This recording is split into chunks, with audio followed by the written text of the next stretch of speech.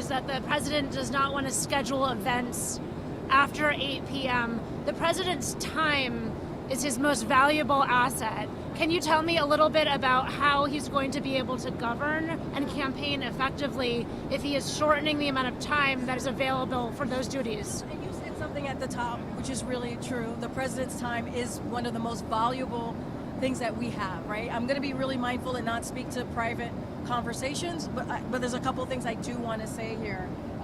Is that, look, the president works around the clock. It's a 24/7 job, 365 days out of the year, obviously.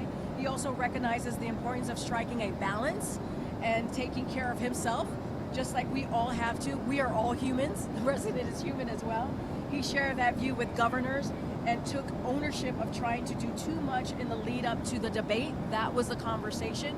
But if you think about, and you'll hear the president talk about this, you've heard me talk about this, you think about the 3.5 years of this presidency and what he's been able to do, and it's been unprecedented and historic, whether it's reaching across the aisle to get really important piece of legislation done on behalf of the American people, the jobs report I just mentioned, in making sure that healthcare is expanded and includes more people, beating big pharma.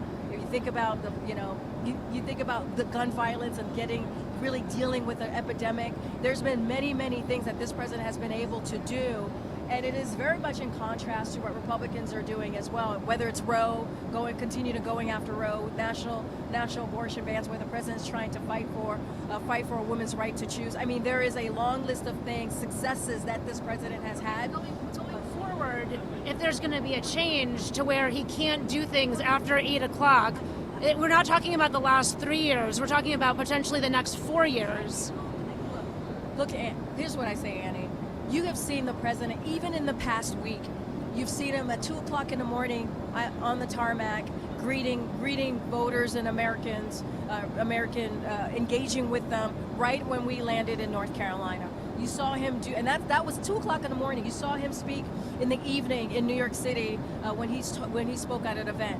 He has been consistently out there. Some of you may have traveled with us abroad, right? And it wasn't just the G7 or Normandy. He can't do that anymore. Like, that's not what he's saying. He said he understands about striking the right balance. But I think we also have to we got to look at this in its totality, right? We do. This is a president that has done more than any modern day president, right? More than historically unprecedented record than any modern day president. And I am happy to go hit toe to toe about his record. And so that matters as well. What I just laid out to you at the top when you asked me the question, he understands about having an importance to having a balanced approach and taking care of himself, right? He is human, just like we all are. But it is a 24/7 job. It is 365 days a week. That doesn't change. That doesn't change.